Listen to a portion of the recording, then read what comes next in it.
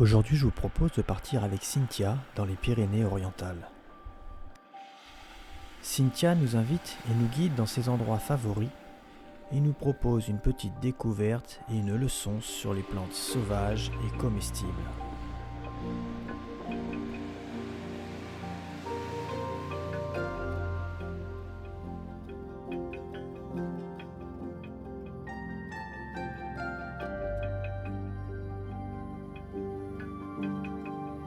Parce que nous en prenons jamais réellement conscience.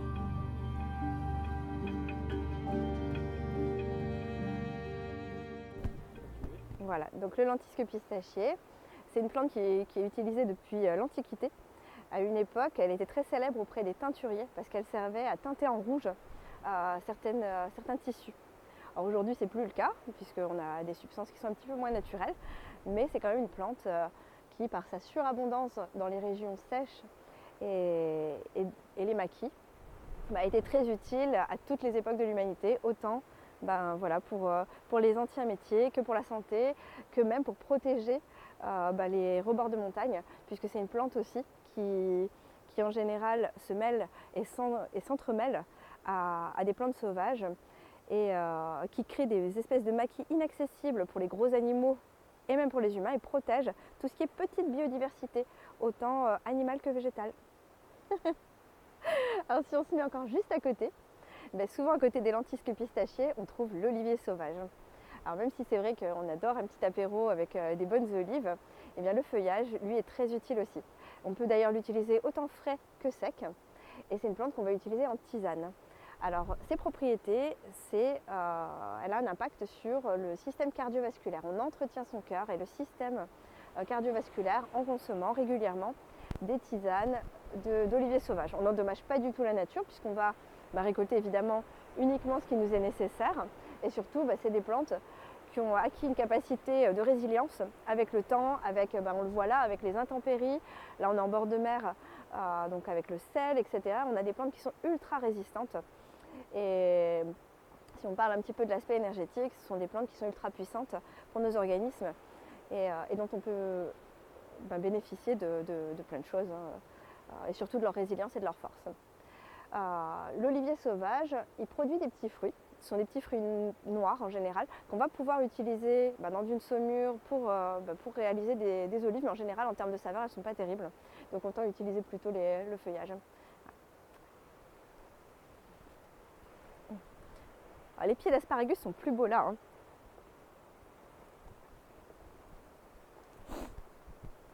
Alors on en a un petit peu partout. Là ici ce sont les asparagus. Voilà. Donc quand on trouve l'asparagus, c'est assez sympathique de surveiller autour. Et si on a une grande tige glabre, eh bien c'est l'asperge sauvage. Alors il y en a une un petit peu plus loin que j'ai repéré. Alors les asperges en général, ça se mérite un petit peu. On est en fait sur le bourgeon. Et on peut la consommer aussi bien cuite que crue. Dans le cru, on peut directement la croquer comme ça quand on est dans la nature. Mais on peut aussi la faire dans des veloutés, c'est absolument exquis. Au niveau des propriétés, c'est plein de fer. Et il faut savoir que dans la nature, on connaît bien l'asperge de l'asparagus. Mais en général, autour, on a aussi des plantes qui vont produire des asperges, comme par exemple le ruscus, qui produit aussi une asperge, la salse pareil, etc. Alors, les confusions sont tout à fait possibles parce qu'elles se ressemblent énormément, mais elles sont toutes comestibles, donc pas d'inquiétude à avoir. Et si on continue, on a aussi une petite fougère ici. Alors les fougères, c'est des plantes en abondance. C'est des plantes qui ont un mode de reproduction très particulier, puisque quand on retourne la feuille, paf, on a leur petit moyen de reproduction. Ça fait partie des plantes qui n'ont pas de fleurs justement. Leur moyen de reproduction, c'est des spores, un petit peu comme les champignons. Et la particularité, alors là les feuilles ne sont pas extraordinaires si on les mange, même si elles sont tout à fait comestibles. En revanche, ce qui est intéressant, c'est la racine. Alors les racines, ce n'est pas vraiment des racines, c'est un espèce de système qui s'apparente au rhizome, qui court partout à la surface, donc c'est très facile à trouver parce qu'il suffit de gratter un tout petit peu pour la trouver. Là je l'ai. Et si on a un petit couteau, on va pouvoir en couper des petits tronçons.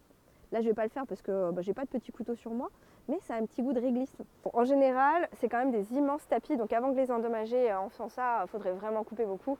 Et comme toute récolte sauvage, on va faire attention à prendre uniquement ce qu'on a envie et ce qui est nécessaire en fait sur l'instant. Et on ne va pas abuser de la récolte.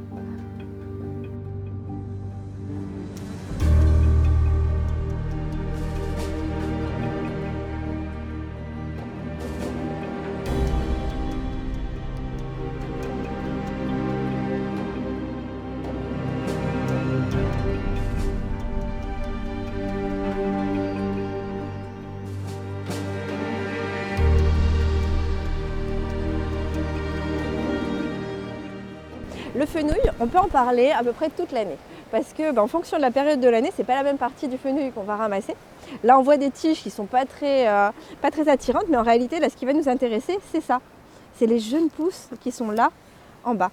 On le connaît principalement pour son renflement parce qu'on le trouve sur les étals des fruits et légumes. On connaît aussi le fenouil pour sa graine puisque au mois de septembre, on a des grandes hampes qui vont se faire, des fleurs sous forme d'ombellifères, c'est-à-dire que c'est un petit bouquet de fleurs. Et après la fleur, on a des graines qui contiennent à peu près 80% d'huile essentielle dans chaque graine et qui sont excellentes pour tout le système digestif. Mais cette petite feuille, c'est une excellente comestible, on la met dans nos salades, on peut la cuire aussi, elle va parfumer les poissons, etc. Et elle est excellente pour le système digestif aussi. C'est aussi un drainant. Donc ce qui veut dire qu'en fait, en faisant ça, on va évacuer tout ce qui est abus et voire même métaux lourds qui sont contenus dans notre organisme, ce qui arrive suite à des médicamentations un petit peu lourdes.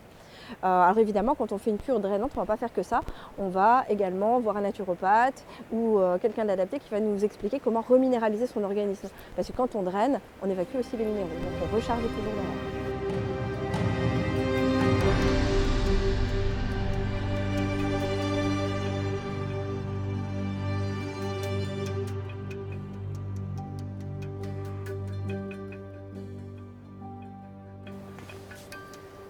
Alors là ici, on est sur l'oxalis. Donc l'oxalis, on peut avoir bonne conscience de la ramasser, tout simplement parce que c'est une plante envahissante. Alors c'est une plante envahissante pas trop embêtante, parce que sa période de floraison se passe avant la plupart des plantes endémiques du lieu, donc elles ne vont pas trop gêner au niveau de la pollinisation, mais par contre elles envahissent tout l'espace. Donc on peut vraiment la consommer sans aucune difficulté, même en quantité. Alors en quantité, au niveau de la cueillette, par contre en quantité on fera toujours attention au niveau de l'organisme parce que en grande quantité endommager les reins. Donc on va toujours faire très attention à son consommation. En revanche, elle est blindée de vitamine C, donc de manière occasionnelle la consommer, c'est très bon au niveau gustatif parce qu'on a une saveur qui se rapproche de celle de l'oseille. Donc il y a un petit côté acidulé. Sur une salade de tomates, c'est juste délicieux. Et en plus c'est très très joli, c'est en forme de cœur. Alors à pas confondre avec le trèfle, même si le trèfle est comestible aussi. Au niveau de la saveur, il n'y a aucune confusion possible. Et la feuille du trèfle, elle est ronde.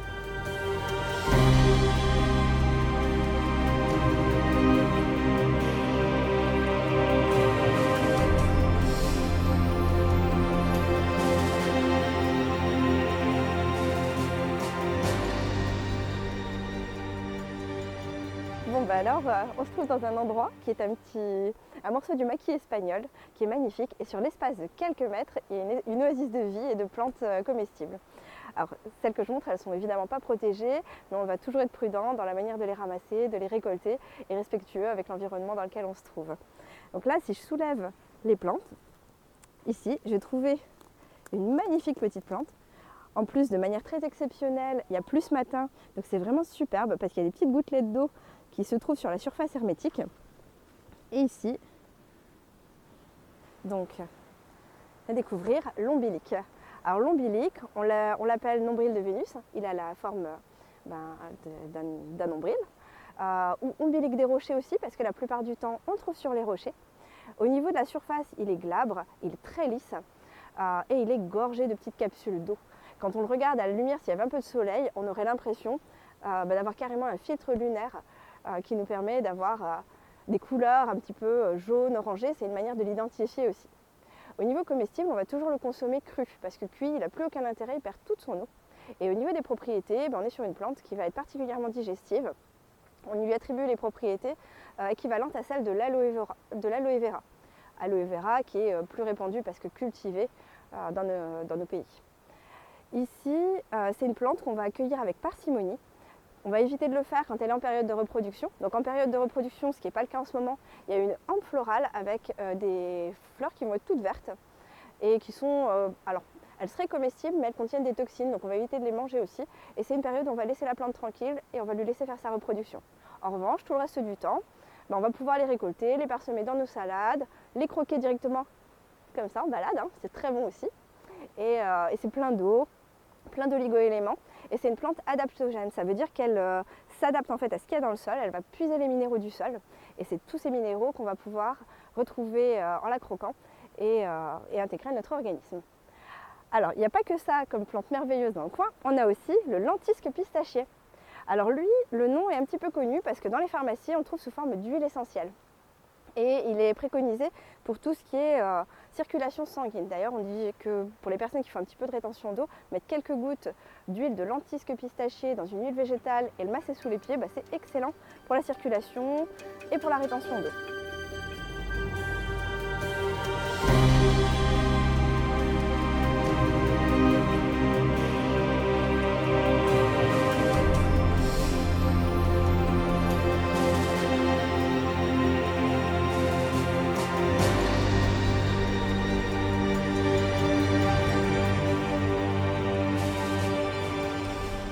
Ici, juste au bord de la falaise, on commence à trouver le thym serpolet. Alors le mois de mars, c'est un mois où commence la floraison. Alors la floraison est assez exceptionnelle parce que c'est la période où le thym va donner le plus d'huiles essentielles. Donc c'est un moment où il est surpuissant et où il est possible de le récolter pour l'utiliser. Alors la fleur, elle est violette claire. C'est une petite fleur à 4 pétales dont les étamines dépassent, donc elle est très facile à identifier. Et la famille du thym, c'est la famille des Lamiacées, donc c'est une famille de plantes aromatiques. On n'a que des plantes aromatiques dedans, ce qui veut dire des plantes très très odorantes. Le thym, c'est une plante qui va être utilisée pour les troubles digestifs, mais aussi en prévention pour les états grippales, les rhumes, etc. Toujours préventive. On va pouvoir l'utiliser en infusion. Donc pour faire une infusion de thym, c'est très simple. Il va nous suffire de faire frémir de l'eau, d'y mettre quelques feuilles de thym et on va laisser infuser 10-15 minutes et ensuite consommer cette infusion. C'est une plante qui est très forte en huile essentielle, donc toujours sur du court terme. On ne va jamais utiliser le thym en fait, de manière répétitive sur du long terme. Le thym, c'est aussi une plante qu'on va pouvoir utiliser dans la cuisine. On l'utilise d'ailleurs beaucoup dans les bouquets garnis.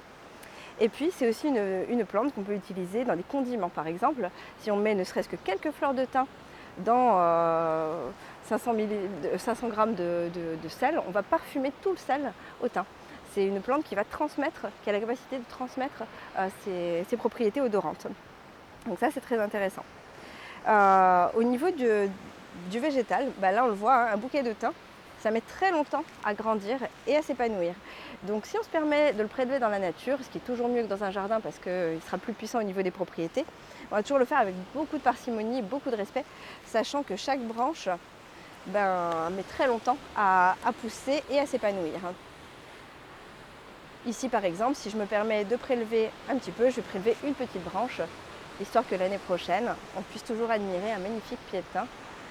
Et je ne suis pas la seule à en avoir besoin. Dans la nature, c'est une plante qui sert à tous les pollinisateurs, qui est très utile. D'ailleurs, le miel de thym en est la preuve. C'est ultra simple à faire.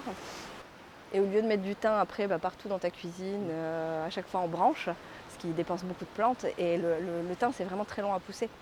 Donc à part s'il est poussé au niveau, voilà. Mais là il faut s'imaginer qu'un tout petit pied de thym comme ça, il a probablement, je ne peux pas estimer réellement l'âge qu'il a, mais il a probablement de nombreuses années. Et pourtant il est tout petit. Il est soumis à toutes les conditions météorologiques du coin, à la sécheresse. Il a sûrement un système racinaire qui est beaucoup plus développé que son système extérieur. Et ce qui lui donne un côté très puissant, mais ce qui impose aussi le respect au végétal.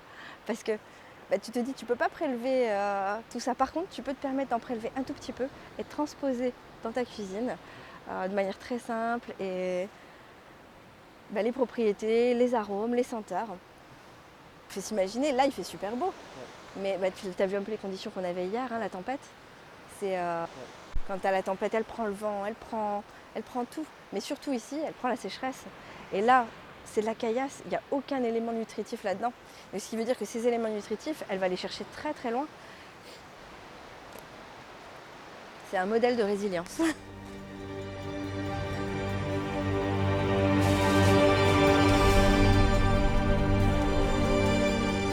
Alors la quête d'aujourd'hui, c'était de trouver des orchidées sauvages. C'est le printemps et elles commencent seulement à sortir de terre, les rosettes apparaissent et quelques-unes commencent à avoir des fleurs.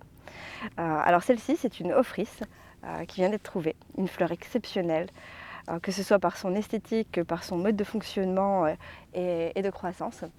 Et en France, on a 160 espèces différentes d'orchidées qui sont toutes à protéger. Elles sont plus ou moins rares. Il y en a des très rares et il y en a qu'on a plus ou moins en abondance, mais il est formellement interdit évidemment de cueillir les orchidées. L'orchidée, c'est une histoire d'amour entre un champignon et une fleur. En fait, l'orchidée, ce qu'on considère, on le voit d'ailleurs dans les orchidées d'appartement, c'est ce qu'on considère comme des racines, ce sont des mycéliums. C'est des mycéliums qui créent une symbiose avec leurs fleurs et avec l'environnement qu'ils ont autour. La fleur, elle ressemble à un insecte, tout simplement parce qu'elle a un insecte pollinisateur qui vient. Donc d'où l'intérêt aussi de protéger les insectes, tout simplement parce que si son insecte vient à disparaître, l'orchidée aussi. Donc protégeons les petites orchidées sauvages. Merci Cynthia pour ces belles leçons et le partage de ta passion.